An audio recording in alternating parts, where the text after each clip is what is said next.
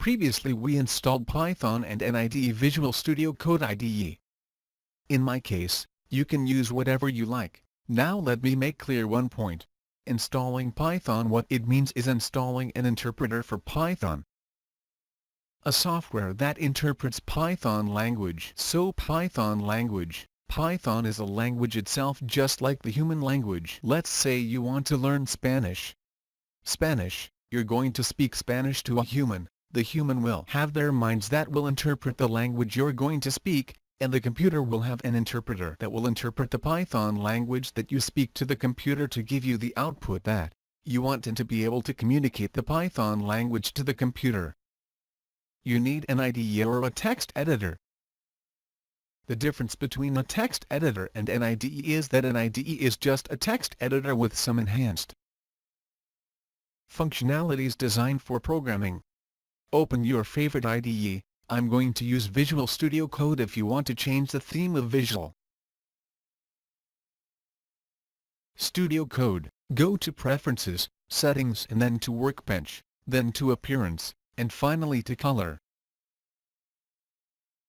Theme. I'll choose Visual Studio Lite, and you can close that tab and you can open a terminal window inside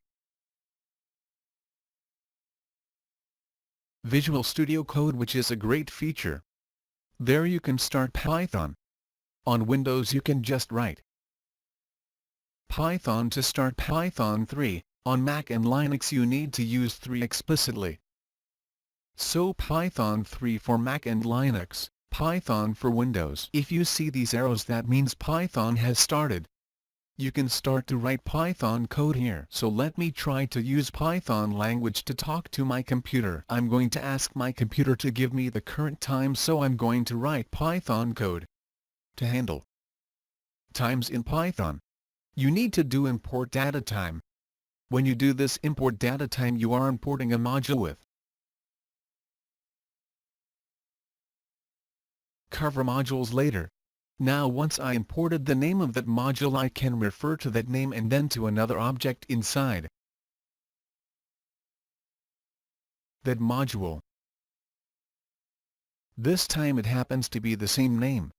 So datetime, the object datetime of a module datetime.